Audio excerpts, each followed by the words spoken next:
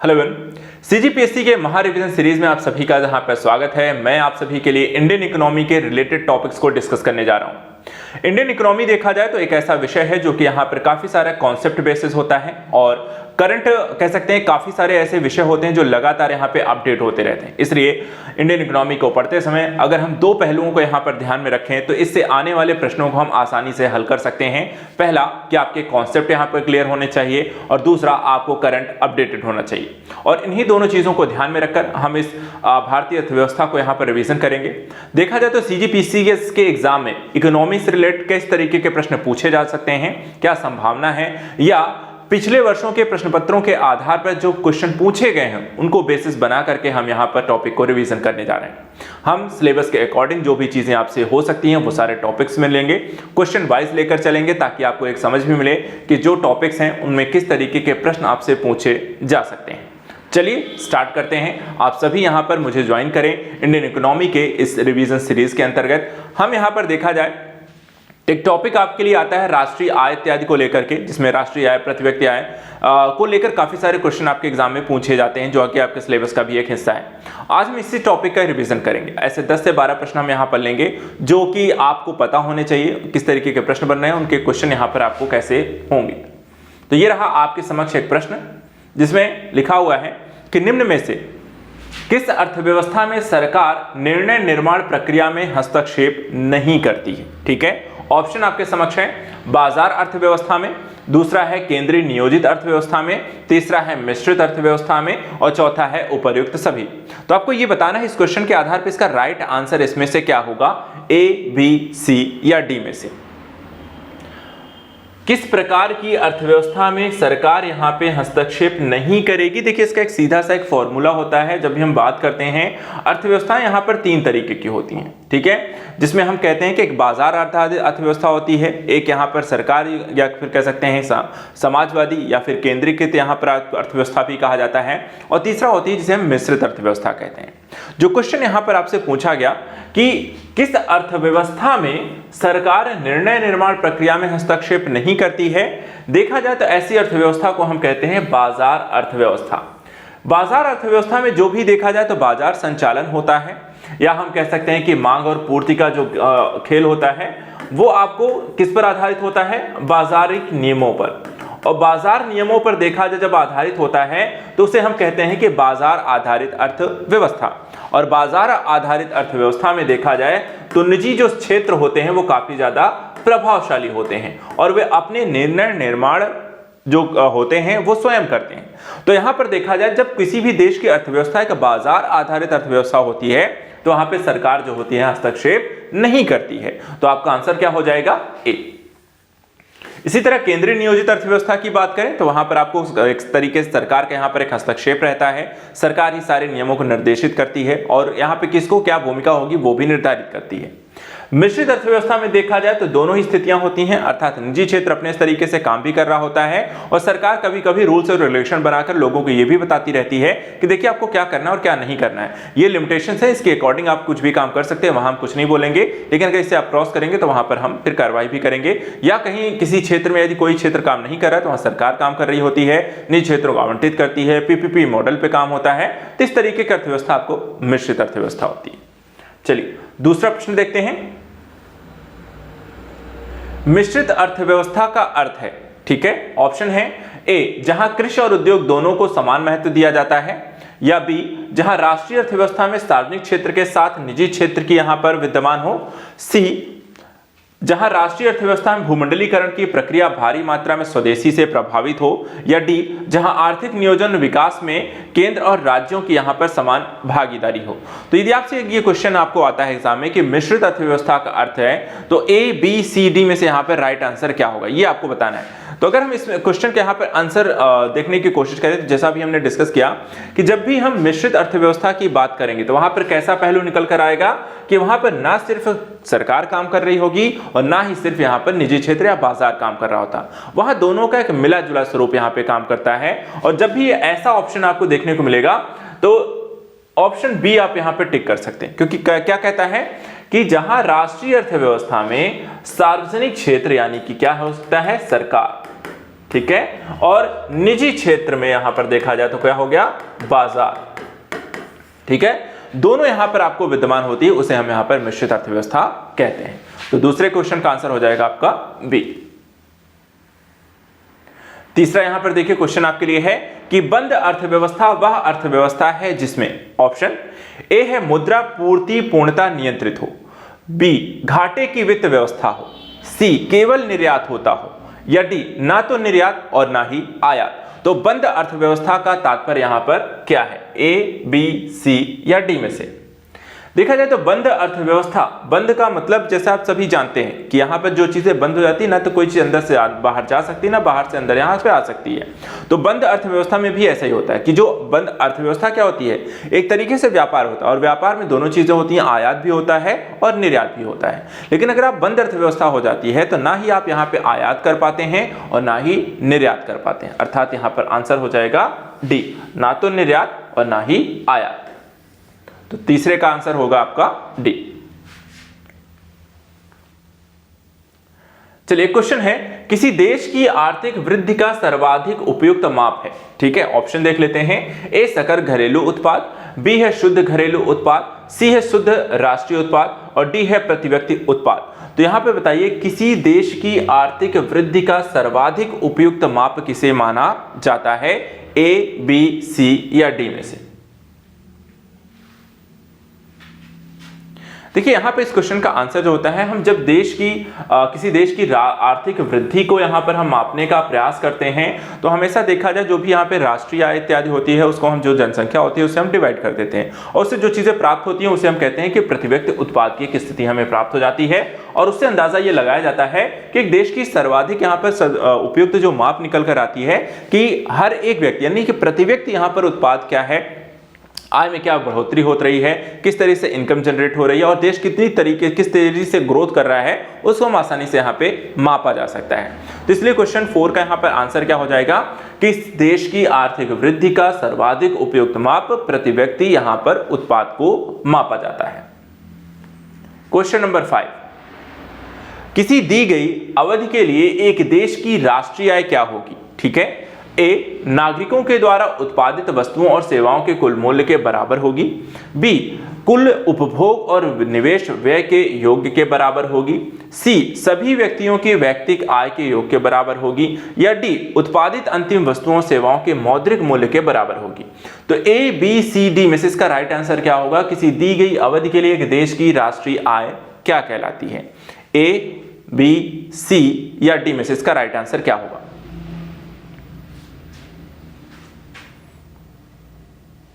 देखिए जब भी हम राष्ट्रीय आय इत्यादि की यहाँ पे गणना कर रहे होते हैं तो राष्ट्रीय आय की गणना करने के संदर्भ में कहते हैं कि देखिए उसको निकालने के लिए आपको किसी एक देश के द्वारा जितनी भी वस्तुएं और सेवाएं होती हैं जो अंतिम रूप से यहाँ पे उत्पादित की जाती हैं उनको हम यहाँ पर निकालते हैं, उनका मौद्रिक मूल्य निकालते हैं और उनके मौद्रिक मूल्य का योग करते हैं। योग करने के बाद जो टोटल हमें प्राप्त हो जाता है उसी को हम उस देश की राष्ट्रीय आय के रूप में यहाँ पर मापा जाता है। तो ऐसी स्थिति में अगर हम देखें तो एक चीज यहाँ पे ध्यान रखिएगा, इसमें आपको जो ऑप्शन यहाँ पे 2 हैं, ए है और डी है, इसमें आप कंफ्यूज हो जा सकते हैं। यहाँ पर भी देखा जाए तो ओवरऑल यहाँ पे दोनों दिया हुआ है, यहाँ पे आपको सिर्फ एक शब्द जो यहाँ पर आपको नहीं जोड़ दिया गया है वो है आपको यहाँ पे देखिए नागरिकों के द्वारा उत्पादित वस्तुओं और सेवाओं के कुल मूल्य के बराबर होगी ये कह दिया गया है और यहाँ पे कहा गया कि उत्पादित अंतिम वस्तुओं और सेवाओं के मौद्रिक मूल्य के बराबर होगी। ठीक है, तो यहाँ पर आप देखिए मौद्रिक मूल्य ही यहाँ पर आपको इंपॉर्टेंट होता है, वो चीज यहाँ पर इन्होंने ऐड की है। और दूसरी चीज आपको देखा जाए तो नागरिकों के संदर्भ में यहाँ पे पहलू नहीं है, किसी के द्वारा यहाँ पे उत्पादित एक पहलू आता है, जो भी देश में यहाँ पर उत्पादन हुआ है वो सभी को यहाँ पर हम इसमें जोड़ सकते हैं। तो इसके संदर्भ में आपको यहाँ पर क्वेश्चन नंबर 5 का आंसर हो जाएगा डी। निम्न में से कौन सा एक आर्थिक वृद्धि का यहाँ पे परिचायक है। ठीक है, वर्ष के दौरान स्थिर कीमतों पर राष्ट्रीय आय में वृद्धि होना, बी वास्तविक प्रति व्यक्ति आय की सुस्थिर वृद्धि होना या सी किसी अवधि में चालू कीमतों पर राष्ट्रीय आय में वृद्धि होना या डी जनसंख्या में वृद्धि के साथ राष्ट्रीय आय में वृद्धि होना। तो जब आपसे ये क्वेश्चन पूछा जाए इसका आंसर आप सभी यहाँ पे दे सकते हैं, ए, बी, सी, डी में इसका राइट आंसर क्या होगा। इसमें सबसे पहले यहाँ पे देखिए आर्थिक वृद्धि के परिचायक के रूप में पूछा गया। परिचायक का मतलब है कारक कि किस तरीके से आपको पता चलेगा कि हाँ इस देश की आर्थिक वृद्धि यहाँ पर हो रही है। तो अभी हम यहाँ पर देखें तो एक चीज को ऑलरेडी हमने यहाँ पर अभी मापक के इसी से मिलता जुलता एक क्वेश्चन अभी हमने देखा था। यदि आपको पता होगा तो आप इस क्वेश्चन का सही आंसर दे सकते हैं कि जब भी हमें किसी देश की आर्थिक वृद्धि को मापना हो, उसका परिचायक हो या कारक क्या निकल कर आएगा कि उस देश में जो वास्तविक प्रति व्यक्ति आय की सुस्थिर वृद्धि होगी, हर एक देश के नागरिकों के द्वारा उनकी आय में प्रति व्यक्ति कितनी इनकम जनरेट हो रही, कितना बढ़ रहा है, पर कैपिटा इनकम क्या है, वहां पर जिसको हम कहते हैं पीसीआई, पर कैपिटा इनकम में लगातार आपको वृद्धि हो रही है, तो यहां पर आप इसे कह सकते हैं। देखिए सिर्फ वृद्धि की जब बात की जाए, वृद्धि और विकास दो पहलू यहां पर आते हैं, हम यहां पर सिर्फ वृद्धि की बात कर रहे हैं। और वृद्धि जो होता है वो हमेशा क्या होता है, संख्यात्मक होता है, जो कि यहां पर मापा जा सकता है, गिना जा सकता है, ठीक है। और जब हम विकास के पहलुओं को इसमें शामिल कर लेते हैं तो यहां पर हम सिर्फ प्रति व्यक्ति आय को ही नहीं देखेंगे, बल्कि उसकी शिक्षा को भी देखेंगे, उसके रहन सहन को भी देखेंगे, उसकी यहां पर अन्य गुणवत्तापूर्ण जीवन शैली को भी देखेंगे, उस पहलू को भी हम इसमें शामिल कर लेते हैं। तो वहां पर चीजें दायरा बड़ा हो जाता है, उसके संदर्भ में उत्तर भी अलग हो जाएगा। लेकिन यहां पर अगर आप देखें सिर्फ क्या पूछा जा रहा है, आर्थिक वृद्धि के बारे में आपसे पूछा गया है। तो आर्थिक वृद्धि के संदर्भ देखा जाए तो यहां पर आप आसानी से क्या है, वास्तविक प्रति व्यक्ति आय की सुस्थिर वृद्धि, और वास्तविक का मतलब यहां पे हो जाता है कि जिसमें आप इन्फ्लेशन को हटा देते हैं, यानी कि जो महंगाई है, महंगाई को आप यहां से हटा देंगे, तब यहां पर आपको क्या होगा कि वास्तविक प्रति व्यक्ति यहां पर आय, आपको सुस्थिर वृद्धि यहां पर आपको प्राप्त होती है। तो क्वेश्चन नंबर 6 का जो है यहां पे राइट आंसर हो जाएगा, वो कौन सा हो जाएगा, बी। ठीक है, चलिए नेक्स्ट क्वेश्चन की ओर बढ़ते हैं। क्वेश्चन नंबर 7 देखिए। क्वेश्चन नंबर 7 पूछता है कि भारत में राष्ट्रीय आय की गणना निम्नलिखित में से किसके द्वारा की जाती है। ठीक है, ऑप्शन देखते हैं, योजना आयोग, वित्त मंत्रालय, केंद्रीय सांख्यिकी कार्यालय या D reserve bank of India. तो आसान सा यह प्रश्न है, भारत में राष्ट्रीय आय की गणना निम्नलिखित में से किसके द्वारा की जाती है, ए, बी, सी या डी में से। देखिए सबसे पहले यहां पे अपना आंसर यहां पे देते रहिए, हम चीजों को थोड़ा डिस्कस भी करते चलते हैं। योजना आयोग के जो पहलू थे वो समाप्त हो चुके हैं, अब यहां पर इसकी जगह पे आपको आ गया है नीति आयोग। लेकिन अगर हम बात करें जो पहले भी थे, यहां पर आपको अगर योजना आयोग थी भी, तो योजना आयोग का काम यहां पर आपको भारत की राष्ट्रीय आय की गणना करना नहीं होता था, बल्कि विभिन्न प्रकार की पॉलिसीज को बनाना, राज्यों के साथ उसे लागू कराने का काम उनका मूल रूप से होता था। एक सर्वेक्षण आकलन करने का काम यहां पर वो नहीं करते थे। दूसरी तरफ अगर हम देखें जो वित्त मंत्रालय होते हैं, वित्त मंत्रालय का काम क्या हो जाता है, बजट और इकोनॉमी सर्वे। ठीक है, तो यहां पे बजट और इकोनॉमी सर्वे का जो काम होगा वो यहां पर वित्त मंत्रालय करता है, लेकिन राष्ट्रीय आय की गणना के संदर्भ में यहां पे कोई प्रकार का सर्वेक्षण या उसकी गणना नहीं करते हैं। फिर यहां पे रिजर्व बैंक ऑफ इंडिया को देख लें, तो रिजर्व बैंक ऑफ इंडिया का क्या काम होता है कि आपको मौद्रिक नीति, ठीक है, मौद्रिक नीति को बनाना, और साथ ही साथ जो होती है मुद्रा के प्रवाह को नियमित करना, विनियमित करना, ये सारा काम यहां पर बैंकिंग सेक्टर को यहां पर विनियमित करना, ये काम आपका रिजर्व बैंक का है। एक बचता है केंद्रीय सांख्यिकी कार्यालय, यही कार्यालय है जो केंद्रीय सांख्यिकी कार्यालय, इसी को हम यहां पर कहते हैं कि आपको भारतीय राष्ट्रीय आय की गणना यहां पर इनके द्वारा की जाती है। इससे पहले यहां पे देखें तो एक सीएसओ होते थे, एनएसएसओ होते थे, जिनको यहां पर आपको मिलाकर मर्ज करके यहां पर केंद्रीय सांख्यिकी कार्यालय के रूप में परिणत कर दिया गया है। इस क्वेश्चन नंबर 7 का यहां पर राइट आंसर क्या हो जाएगा आपका, सी। ठीक है, चलिए आगे बढ़ते हैं।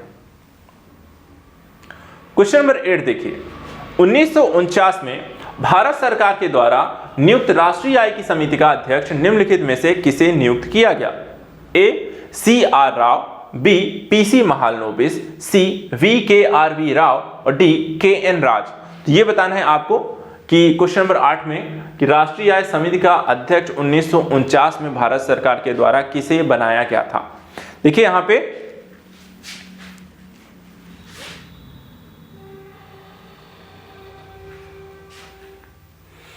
देखिए पीसी महालनोबिस का नाम यहां पर आप ध्यान रखिएगा, इस क्वेश्चन का जो राइट आंसर यहां पे होंगे पीसी महालनोबिस होंगे, जो कि आपको राष्ट्रीय आय समिति के यहां पे अध्यक्ष भी बनाए गए।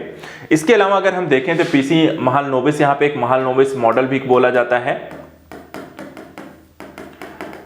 महालनोबिस मॉडल के आधार पर देखा जाए तो पंचवर्षीय योजना को भी यहाँ पर एक लागू आपको किया गया। इसके अलावा पीसी महालनोबिस के द्वारा ही यहाँ पर देखा जाए तो एक बहुत बड़े सांख्यिकीकार थे और यहाँ पे कह सकते भारतीय सांख्यिकी के संदर्भ में यहाँ पर इनका एक बहुत ही महत्वपूर्ण यहाँ पर योगदान भी रहा है। तो यहाँ पर पीसी महालनोबिस को देखा जाए तो आपको काफी अलग अलग पहलुओं से इनका एक इंपॉर्टेंस एक व्यक्तित्व के तौर पर रहा है, लेकिन इकोनॉमिक परिदृश्य से देखा जाए तो सबसे एक महत्वपूर्ण व्यक्ति के तौर पर देखे गए हैं और राष्ट्रीय आय की गणना जैसे संदर्भ में भी यहाँ पर पीसी महालनोबिस को यहां पर अध्यक्ष के रूप में इसलिए नामित किया गया था। क्वेश्चन नंबर 9, भारत का आर्थिक सर्वेक्षण प्रत्येक वर्ष सरकारी तौर पर प्रकाशित किया जाता है, ठीक है, किसके द्वारा किया जाता है? भारतीय रिजर्व बैंक के द्वारा, भारतीय योजना आयोग के द्वारा, भारत सरकार के वित्त मंत्रालय के द्वारा या भारत सरकार के उद्योग मंत्रालय के द्वारा। देखिए यहां पे जो क्वेश्चन पूछा गया, क्वेश्चन क्या पूछा गया है कि आर्थिक सर्वेक्षण के प्रत्येक वर्ष प्रकाशित कराने के बारे में आपसे पूछा गया कि प्रकाशन कौन करता है, ठीक है, प्रकाशन कौन करता है आर्थिक सर्वेक्षण का, ये आपसे इसमें पूछा गया है। इसका आंसर इसमें से क्या होगा? आरबीआई यानी भारतीय रिजर्व बैंक है, भारतीय योजना आयोग है, भारत सरकार वित्त मंत्रालय या भारत सरकार के उद्योग मंत्रालय के द्वारा। तो इसका क्वेश्चन आसान होना चाहिए, आंसर आसान सा है। देखिए यहाँ पे हमने कहा था कि अभी एक क्वेश्चन डिस्कस किया कि भारत सरकार का जो वित्त मंत्रालय होता है वो क्या करता है? बजट और सर्वे, ठीक है। तो यहां पर देखा जाए बजट और सर्वे को रखना, प्रकाशित कराना, ये सारा काम जो होता है यहाँ पे वित्त मंत्रालय जो होते हैं, वित्त मंत्री होते हैं, उनकी देखरेख में यहाँ पर देखा इसे तैयार किया जाता है, उसे यहाँ पर प्रकाशित कराया जाता है। तो ये क्वेश्चन का जो आंसर यहाँ पे आपको ध्यान रखना है क्वेश्चन नंबर 9 का, वो क्या हो जाएगा कि भारत सरकार के वित्त मंत्रालय के द्वारा जो होते हैं वो यहाँ पर आर्थिक सर्वेक्षण हो गया, बजट हो गया, ये दोनों ही चीजें वहां पर वो देखते हैं, उसको प्रकाशित कराने का काम भी करते हैं। क्वेश्चन नंबर 10 देखते हैं, वैश्विक भूख सूचकांक किस संस्था के द्वारा जारी किया जाता है? ऑप्शन देख लेते हैं, विश्व स्वास्थ्य संगठन के द्वारा, बी है अंतरराष्ट्रीय खाद्य नीति अनुसंधान संस्थान के द्वारा, सी है खाद्य एवं कृषि संगठन के द्वारा या डी है विश्व व्यापार संगठन के द्वारा। तो इसमें देखा जाए तो वैश्विक भूख सूचकांक किस संगठन के द्वारा जारी किया जाता है? देखा जाए वैश्विक भूख सूचकांक हो गया, वैश्विक भूखमरी सूचकांक हो गई, तो इस तरह के सूचकांक प्रतिवर्ष आते हैं। इन सूचकांकों को लेकर के आपसे प्रश्न भी बनते हैं, जैसे भारत की रैंकिंग क्या है, किस देश की सबसे खराब है, कौन सबसे ऊपर है, ठीक है, इस तरह का। साथ ही साथ यहाँ पर इसके कई बार थीम इत्यादि भी पूछ ली जाती है, तो यहाँ पर इस तरह के क्वेश्चन आपसे बन सकते हैं। हमारा जो क्वेश्चन है कि किस संस्था के द्वारा जारी किया जाता है, तो आप सभी को यहाँ पर मैं बता दूं, इसको ध्यान रखिएगा, अंतरराष्ट्रीय खाद्य नीति अनुसंधान संस्थान। कौन जारी करता है? अंतरराष्ट्रीय खाद्य नीति अनुसंधान संस्थान के द्वारा वैश्विक भूख सूचकांक ये आपको जारी किया जाता है। आंसर जो हो जाएगा आपका यहाँ पर बी है, सभी लोग इसे टिक कर लें और ध्यान रखें। चलिए एक और क्वेश्चन यहां पर जाते जाते देख लेते हैं आज के लिए। आज के सेशन में एक और क्वेश्चन आप सभी के लिए है, बहुआयामी गरीबी सूचकांक निम्न में से किस चर को शामिल किया जाता है? स्वास्थ्य, जीवन निर्वाह स्तर, शिक्षा, कुपोषण। कूट देख लेते हैं इसमें क्या दिया हुआ है। ए है केवल 1 2 3, बी है केवल 1 2 4, सी है 1 3 4 और डी है 1 2 3 4। तो ये बताइए यहां पर कि बहुआयामी गरीबी सूचकांक में निम्नलिखित में से कौन से चर को शामिल किया जाता है? ए, बी, सी या डी में से?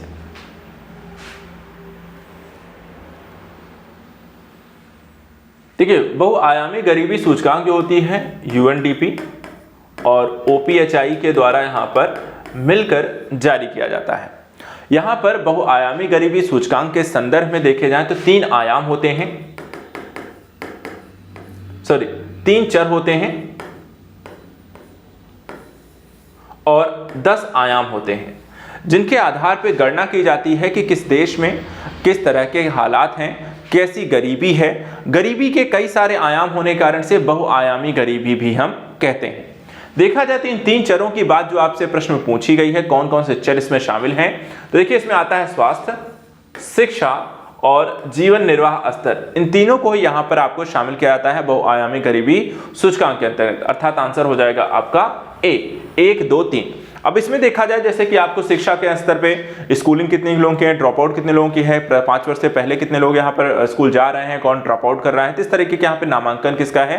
तो ये जो चर होते हैं स्कूल से शिक्षा को लेकर, नामांकन इत्यादि को लेकर, वो आपको शिक्षा में आते हैं। स्वास्थ्य में देखा तो जीवन स्तर आपका कैसा है, क्या यहाँ पर स्वास्थ्य को लेकर के आयु कितनी यहाँ पर आपको है और स्वास्थ्य कैसा है आपको, इसके अलावा आपको जीवन निर्वाह स्तर में देखा जाए जैसे ईंधन हो गया, पेयजल हो गया, आवास हो गया, तो इस तरीके के चरों को इसमें हम शामिल करते हैं। तो ये आपको देखा जाए 10 आयाम यहाँ पर हो गए और 3 चर हो गए। इनके आधार पर किसी भी देश के बहुआयामी गरीबी का यहाँ पर आकलन किया जाता है।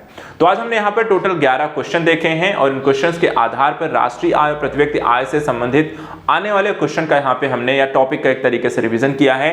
जो फैक्चुअल जो डेटा है उनको याद रखना है, कॉन्सेप्ट को, इन कॉन्सेप्ट को भी रिवीजन जरूर करने हैं। राष्ट्रीय आय से संबंधित देखा जाए तो काफी सारी चीजें आपको आती हैं, पूछी जाती हैं, जैसे कि हो गया जीडीपी क्या है, जीएनपी क्या है, एनएनपी क्या है, एनडीपी क्या है, ठीक है। इसी तरह आपको देखा जाए तो पर्सनल इनकम क्या हो गई, नेशनल इनकम क्या हो गई, ये भी आपसे पूछा जाता है, पर कैपिटा इनकम क्या होती है। तो ये सब क्वेश्चन आपको ध्यान रखना है। एक बहुत चीज अभी हाल ही फिलहाल पूछा जाने लगा कि जीवीए आपको क्या होता है, जीएनएच क्या होता है।